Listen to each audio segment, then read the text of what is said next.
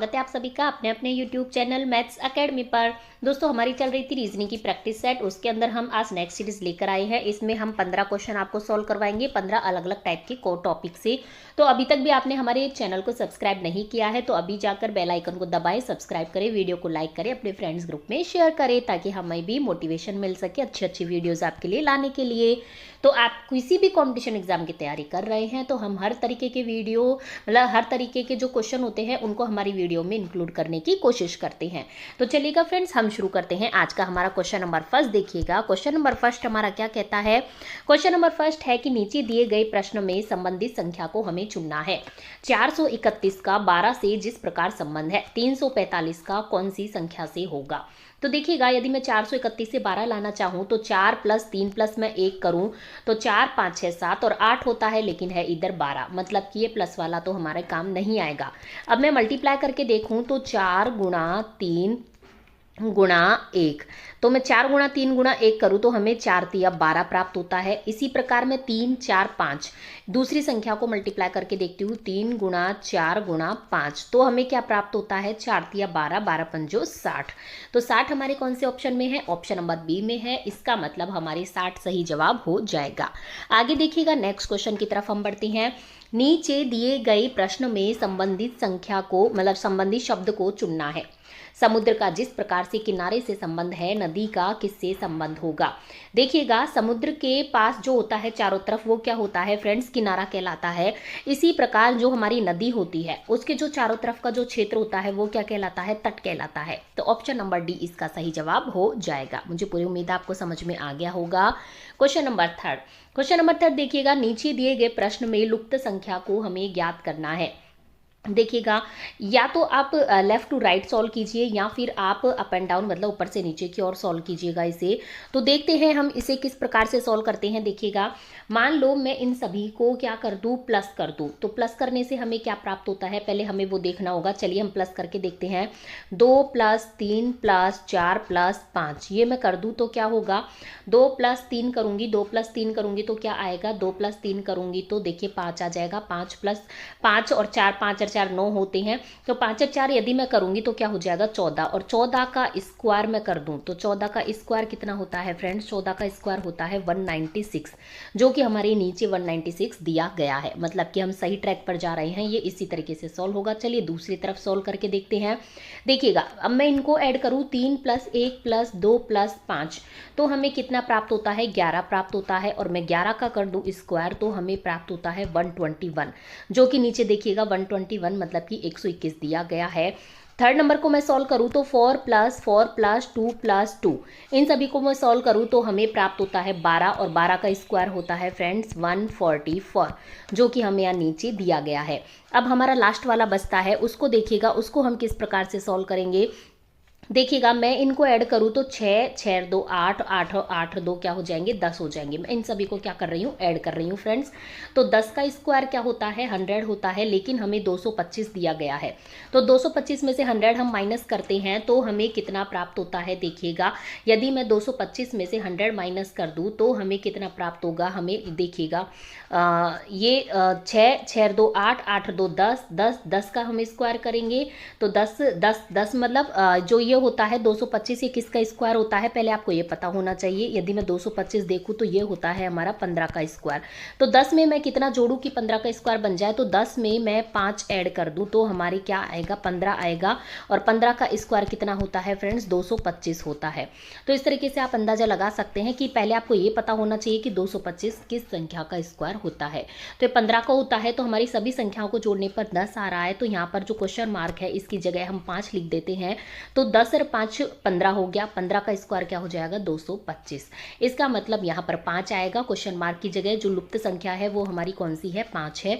मतलब कि option number B हमारा सही जवाब हो जाएगा। आगे देखिएगा, नेक्स्ट क्वेश्चन की तरफ हम बढ़ते हैं। शिक्षित लोगों, बेरोजगारों लोगों और अध्यापकों, मतलब शिक्षित लोग हैं, बेरोजगार लोग हैं और अध्यापक, इन तीनों का हमें वेन आरेख बनाना है। तो देखिएगा, माना कि ये जो हमारे हैं ये क्या है, शिक्षित लोग हैं, तो शिक्षित लोग के अंदर ये अध्यापक आएंगे, क्योंकि शिक्षित लोग में कुछ लोग तो अध्यापक बन जाते हैं, जैसे कि हम बन जाते हैं कुछ लोग, तो कुछ लोग रह जाते हैं, ठीक है। तो शिक्षित लोग में से ही क्या होंगे, कुछ लोग अध्यापक होंगे, तो अध्यापक तो क्या आएगा, इसके अंदर आएगा। और यदि मैं बात करूं बेरोजगार लोगों की, तो शिक्षित लोग में से कुछ लोग बेरोजगार होंगे, कुछ लोग नहीं होंगे, इस तरीके से। तो बेरोजगार लोग मतलब शिक्षित लोग भी बेरोजगार हो सकते हैं, तो इस तरीके से कुछ लोग शिक्षित लोग में से भी क्या हो सकते हैं, बेरोजगार। तो ये वाले हो गए वो लोग। इसका जो वेन आरेख का हमें सही डायग्राम दिख रहा है वो है ऑप्शन नंबर ए, तो ऑप्शन नंबर ए इसका सही जवाब हो जाएगा। आगे देखिएगा, नेक्स्ट क्वेश्चन की तरफ हम बढ़ते हैं। कथन और निष्कर्ष वाला एक क्वेश्चन है। कोई छड़ फली नहीं है, कोई फली लचीली नहीं है। देखिएगा, इस तरीके के क्वेश्चन जब हम सॉल्व करते हैं तो हमेशा वेन आरेख बनाकर कीजिएगा, तो आप अच्छे से सॉल्व कर पाएंगे। देखिएगा, कोई भी छड़, ये मान लिया हमने क्या है, छड़ है, तो कोई भी छड़ फली नहीं है, तो फली भी हम अलग से बना देते हैं, ये हमने बना दी फली। कोई भी छड़ फली नहीं है और कोई फली लचीली नहीं है, ये देखिए हमने लचीली का अलग बना दिया, लचीली भी बिल्कुल अलग हिसाब किताब है, ठीक है। तो देखिएगा, निष्कर्ष की तरफ हम पहुंचे, तो कोई छड़ लचीली नहीं है, कोई छड़ लचीली नहीं है, बिल्कुल नहीं है, बिल्कुल अलग है ये तो निष्कर्ष फर्स्ट तो हमारा सही हो जाएगा। कुछ फलियां लचीली हैं, कुछ फलियां लचीली हैं क्या, बिल्कुल नहीं है, लचीली तो एकदम अलग हिसाब किताब है, तो ये बिल्कुल अलग हो जाएगा, मतलब कि गलत हो जाएगा। निष्कर्ष कौन सा, कथन सेकंड गलत हो जाएगा, तो कथन निष्कर्ष केवल फर्स्ट सही है। तो ये हमारे कौन से में दिया गया है, ऑप्शन नंबर डी में केवल निष्कर्ष फर्स्ट निकलती है कथन से, ठीक है। चलिएगा आगे हम बढ़ते हैं नेक्स्ट क्वेश्चन की तरफ। देखिएगा, नीचे दिए गई प्रश्न आकृति का हमें दर्पण छवि चुननी है। तो इसमें दर्पण देखिएगा, ऊपर की तरफ दर्पण दिया गया है, तो मैं आपको दर्पण के अकॉर्डिंग बताऊं तो कुछ इस तरीके से देखिएगा। जैसे इधर की तरफ की जो साइड, इधर की तरफ का जो दिया गया है हमारे इस वाले कॉर्नर में आ जाएगा, इस वाले कॉर्नर में मैं इस तरीके से बनाऊं तो इस वाले कॉर्नर में आ जाएगा, और ये कुछ इस तरीके से थोड़ा सा क्या हो जाएगा, पलट जाएगा, मतलब ये इस तरीके से ऊपर बनेगा यहाँ पर। तो आप यहाँ पर जगह नहीं है इसलिए हम इधर बना रहे हैं, तो ये कुछ इस तरीके से पलट जाएंगे। और इस तरीके से यदि मैं बात करूँ यहाँ पर देखिएगा, ये बीच वाला है, इसका थोड़ा सा ये इधर है, तो ये ऐसे हो जाएगा, उल्टा हो जाएगा थोड़ा। और मैं नीचे वाले का मैं बात करूँ तो नीचे वाला किस तरीके से हो जाएगा, नीचे वाला देखिएगा, नीचे वाला इस तरीके से हो जाएगा। तो इस तरीके का हमारे दिया गया है डी ऑप्शन में, तो डी ऑप्शन इसका सही जवाब हो जाएगा। मतलब कि दर्पण छवि में होता क्या है, लेफ्ट तो राइट की तरफ दिखता है और राइट लेफ्ट की तरफ दिखता है। तो इसमें इसलिए आपको कंफ्यूज नहीं होना, कहीं आप दर्पण इधर की तरफ समझ ले, क्योंकि इसमें दर्पण दिया है ऊपर की तरफ, तो आपको ऊपर की तरफ इमेजिन करके आंसर देना है। आगे देखिएगा नेक्स्ट क्वेश्चन। एक विशिष्ट कोड भाषा में SUN को 108 तथा MOON मतलब मून को 114 लिखा जाता है, तो इस कोड भाषा में स्टार को किस प्रकार लिखा जाएगा। तो देखिएगा, सबसे पहले मैं लिखती हूँ SUN, ठीक है। देखिएगा, इस तरीके के यदि हम क्वेश्चन सॉल्व करते हैं तो आपको पहले इनकी बिल्कुल नंबरिंग पता होना चाहिए, बिल्कुल अल्फ़ाबेट के हिसाब से। तो मैं S की बात करूँ तो सन में S होता है, S आता है हमारे 19 नंबर पर, U हमारे आता है 21 नंबर पर, एन हमारे आता है 14 नंबर पर। यदि मैं इन सभी को ऐड करती हूँ तो हमारे क्या आता है, 54 आता है, और 54 को मैं 2 से मल्टीप्लाई कर दूँ तो हमें 108 प्राप्त हो जाता है। इसी प्रकार से मैं लिखूँ क्या, मून, MOON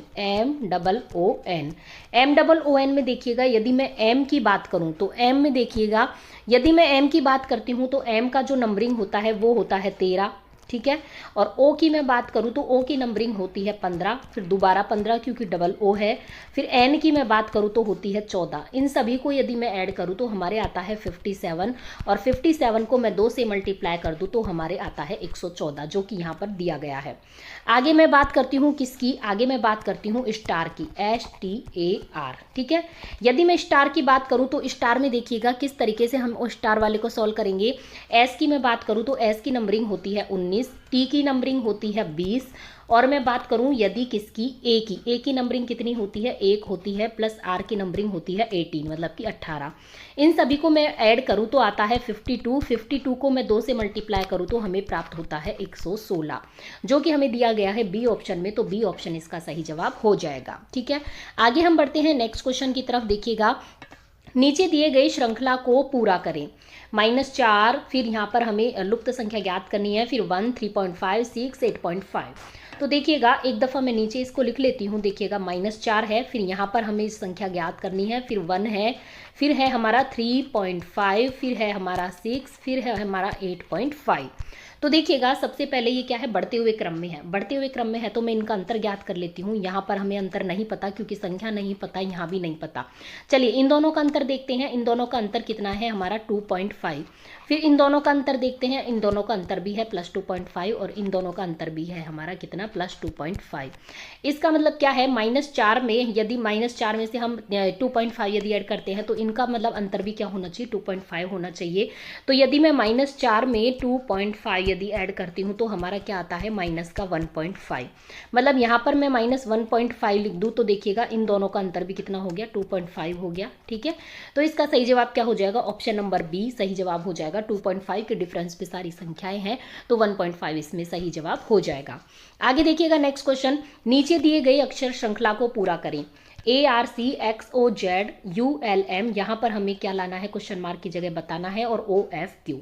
तो देखिएगा यदि मैं लिखूं ARC, देखिएगा यदि मैं लिखूं क्या ARC और हमें क्या दिया है XOZ और हमें क्या दिया है ULW और हमें यहाँ पर संख्या ज्ञात करनी है और हमें क्या दिया है OF और ये क्या दिया है OFQ।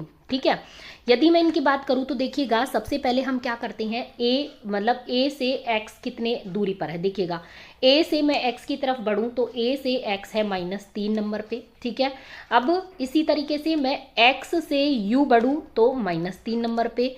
U से मैं आगे बढ़ूं, नेक्स्ट जो हमारी लुप्त संख्या है तो -3 कर लूं मैं हिसाब से, अपने हिसाब से, तो -3 करती हूं तो यहाँ पर आ जाएगा R। ठीक है, और मैं R से -3 बढ़ूं तो हमारे आता है O।